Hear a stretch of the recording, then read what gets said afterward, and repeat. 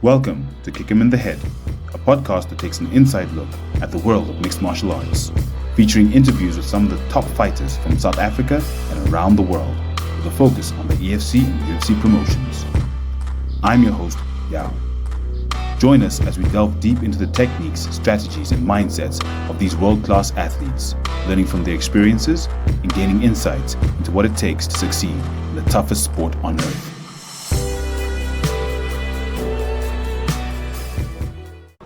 Hello, how are you today?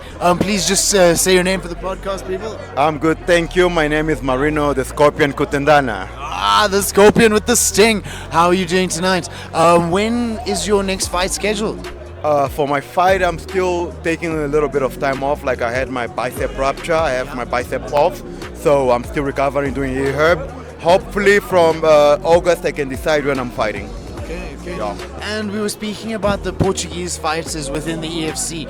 Is it a different culture in and amongst you guys? Do you guys stick closer together as Portuguese fighters, or do you feel intermingled with everybody else? Like for example, I support most of the Portuguese fighters that come and fight here. Like they before they even fight here, they come and train with me. We have like few names that have come and trained with me, like myself and the Mart are like the guys that open the door so that those guys can come through. And we have Mikishi, who was the first one to fight as a professional fighter, Bernardo Mikishi. So me and the Mart followed, and we paved the way. And now the guys are coming from Angola and they're giving a good show. We're still very united, yeah. And the culture of fighters from Angola, do you think that there is a mentality to work a bit harder because they're coming from more of a struggle? Yes. We were born fighters. Like we have been living for war for more than 27 years. So fighting is something that we grew up doing.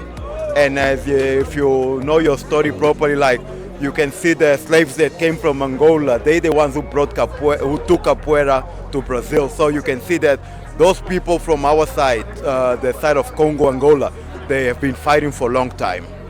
That's awesome. And your fighting style, are you more a striker or a grappler? I'm a submission wrestler. Okay. Yeah, but probably, like, depends who I'm fighting. I'll adjust according to my opponents. If you go and watch my fight, you'll see. Awesome. I can't wait to watch more and see you do more. And talk a bit about your experience thinking about moving into AEW.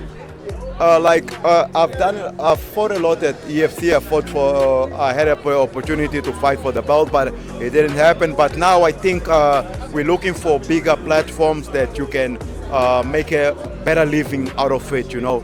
EFC is still a little bit on the struggle, but I think the promotions overseas, when you can get paid in another currency and you come back to South Africa, then you get more motivated to work harder, you know, like, yeah. Is it hard to break into that international sphere? You talk about the currency change, and obviously a lot of fighters would love to feel that currency change.